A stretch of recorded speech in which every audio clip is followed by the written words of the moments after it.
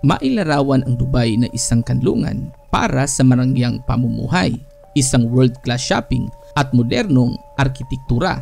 Maliban sa pagkakaroon nito ng pinakamataas na gusali sa buong mundo, ang Burj Khalifa at mahalagang deposito ng langis, ang Dubai ay nagsilbing kanlungan para sa mga local Arabs mula sa diktador na naghari sa kanilang bansa. Subalit kaibigan, sa likod ng marangya at nakakasilaw na panlabas na anyo ng Dubai, mayroong nakakakilabot na madilim na katotohanan ang nakatago. Well kaibigan, sa video nating ito, pag-usapan natin ang epic na kwento sa likod ng kakaibang pag-angat ng Dubai, ang madilim at malungkot na lihim na pilit nilang itinatago at kung bakit ganoon sila kayaman.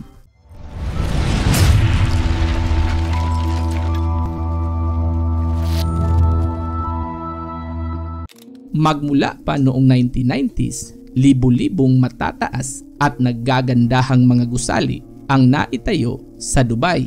Noong 2014 Christmas holiday, isang nakakaakit na event ang naganap. Dahil upang hikayatin ang mga turista, ang Etihad Airways ay nagkaroon ng promosyon sa kanilang sakay mula sa Amerika hanggang Abu Dhabi. Sa halagang $230, magkakaroon ka na ng isang round-trip ticket na nagdulot ng isang malawakang pagbisita ng mga Amerikano sa UAE. Pagdating nila sa Abu Dhabi International Airport, ang mga bisita ay isinakay sa Etihad Luxury Shuttle papuntang Dubai, kung saan sinalubong sila ng mga matatayog at modernong mga gusali. Malalawak na highway na napupuno ng mga mamahaling sasakyan at mga kumikislap na ilaw na nakapalibot sa syudad. Ilan lamang ito sa hanay ng tanawin na makikita mo sa Dubai na labis na nakakaakit sa mga mata. Ang Dubai ay isang marangya at modernong paraiso sa gitna ng disyerto na tiyak mong magugustuhan. Subalit kaibigan, sa likod ng mga nagagandahan at nakakamanghang arkitektura, mayroong madilim na bahagi ang Dubai na pilit nilang itinatago. Isang British journalist at TV reporter na si Ben Anderson ang gumawa ng dokumentaryo patungkol sa hindi kanais-nais na pag-angat ng Dubai, kung saan naglaan ito ng ilang buwan at sinubukang pasukin ang mundo ng mga dayuhang manggagawa. Dito niya natuklasan na ang paraisong mundo ng mga Arabs ay gawa pala ng mga aliping manggagawa na karamihan sa kanila mula sa Bangladesh, India at Pakistan, at nakipagsapalaran sa Dubai dahil pinangakuhan ito ng mas mahusay na kalidad ng buhay, mas malaking kita at walang limit na opportunities. Gayunpaman, matapos makapaglapag sa mga paliparan, ang kanilang mga passport ay agad na kinuha ng mga airport security upang mapigilan ang pagtangkang pag-alis. Ang mga dayuhang manggagawa ay inilipat sa Sunapur, malayo sa kislap at ningning ng syudad, at sa pilitang pinagtatrabaho ng mahigit 12 oras, 6 na araw sa isang linggo para sa maliit na sweldo. Ang kalagayan ng kanilang pamumuhay ay talagang napaka-kontrobersyal, mula sa pinakapangunahing tirahan na may higit sa 5 tao ang nakatira sa isang masikip na silid na may limitadong paggamit ng tubig at kuryente. Ang mga empleyado ay sapilitang tanggapin ang anumang sahod na ibibigay ng kanilang mga amo. Dala na rin ng walang pakikialam ng gobyerno para sa mga regulasyon ng pasahod o pagtatagman lang ng kahit minimum employment standard para sa mga dayuhang manggagawa.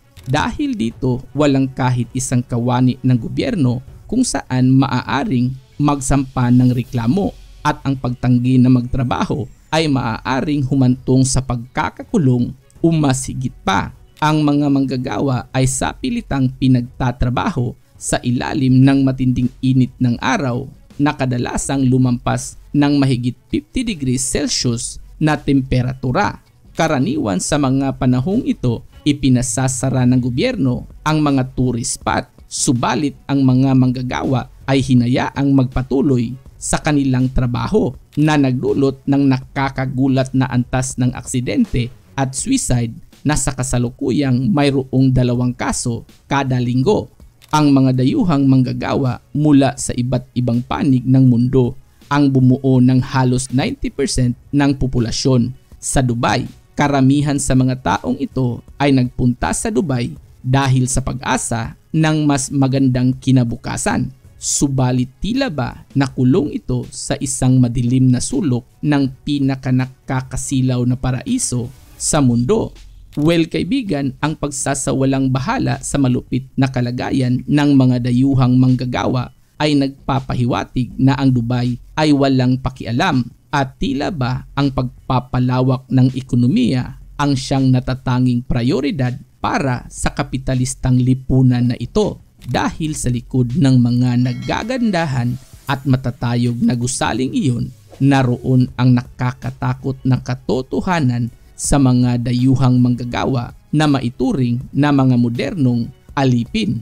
Ilan lamang ito sa mga nakakalungkot na katotohanan na pilit nilang itinatago. Ang Dubai ay maihahalintulad sa hindi inaasahang Tinder date mula sa mga kumikinang na sports car na mabilis na nagpapatakbo sa dakilang 12-lane Sheikh Zayed Road, ang Burj Khalifa, ang kahanga-hangang bersyon ng Las Vegas Bellagio Fountain, ang Burj Al Arab at maging ang mga naglalakihang pating sa loob ng mga aquarium. Gayunpaman, hanggat hindi mo napupuntahan at makita sa sariling mga mata, ang totoong Dubai ay mananatiling nakatago. Ang totoong kasaysayan ng Dubai ay tuluyan ng nakabaon sa ilalim ng mga bakal at salamin na mga gusaling iyon. Ang Dubai Museum, ang pangunahing museo ng lungsod na matatagpuan sa Al Fahidi Port na itinayo noong 1787, ay ang pinakalumang umiiral na gusali na nagsasabi sa totoong kwento ng Dubai. Dahil matapos umalis ang mga British noong huling bahagi ng dekada 60, ang mga Emiratis ay nagsimulang madiskubre ang mga ginto at langis sa kanilang lupain. Ang mga lokal Emiratis sa panahong iyon ay karamihan mangingisda at tagapangalaga ng camel at walang kaalam-alam kung ano ang gagawin sa likas na yaman ng kanilang lupain. Dahil dito, upang matugunan ang naturang kakulangan, ang 2 ambisyosong Emirati na sina Ubid bin Said at Maktoum bin Buti Al Maktoum ay nagpasyang imbitahan ang mga dayuhan mula sa kalapit na bansa upang manirahan at gawing kapaki-pakinabang ang malawak na disyerto ng UAE, kapalit ng pangako na hindi niya ito papatawan ng buhis. Dahil dito, ang mga Emiratis ay bumuo lamang ng 11% ng populasyon sa UAE. Ang syudad ay nahati sa 3 klase ng tao, subalit ang bawat isa ay lubos na nakadepende sa isa. Una, ang mga idealistikong klase na binubuo ng mga mayayamang local Emiratis. Pangalawa, ang mga mayayamang dayuhan na utak sa pagpapalago sa bansa. Sila ang mga CEO ng mga malalaking kumpanya, mga bank managers at mga pinuno ng proyekto. Pangatlo, ang mga mahihirap na dayuhang manggagawa na gumawa ng mahigit 12 oras na trabaho sa construction site sa gitna ng disyerto. Ang kalagayan ng kanilang pamumuhay ay labis na napaka-kontrobersyal, bagamat ang mga taong ito ang nagbigay buhay sa kumikinang na karangyaan ng Dubai at patuloy na ginagawa ang trabaho upang maisakatuparan ang pangarap ng Sheikh. Well kaibigan, subukan mong idilat ang iyong mga mata sa mga salamin at konkretong kagubatan na iyon at makikita mo sa sarili na ang modernong pang-aalipin sa Dubai ay isang masakit na katotohanan. Subalit ang mga propaganda, pamamaraan at estilo sa pang-aakit ng mga turista na makikita mo sa mga social media ay nagsasabi ng iba. Ang motto sa bayan na ito ay huwag mong pag-usapan, huwag mong tanungin ang anumang pagkukunwari at huwag mong isulat ang tungkol dito dahil hahayaan kanilang maniwala na ang lahat ng bagay ay posible at hikayatin na isa itong bagay, isang modernong uri ng lugar na sa panaginip mo lang matatagpuan. Ngunit sa likod ng naggagandahan at malaparaisong lugar na ito ay nakatago ang isang makalumang uri ng pang-aalipin at diktadura. Ito ang The Epic Unlimited na palaging nagsasabing hindi limitado ang karunungan basta't pag-iisipan mo lamang ng masinsinan. Kaya, peace out!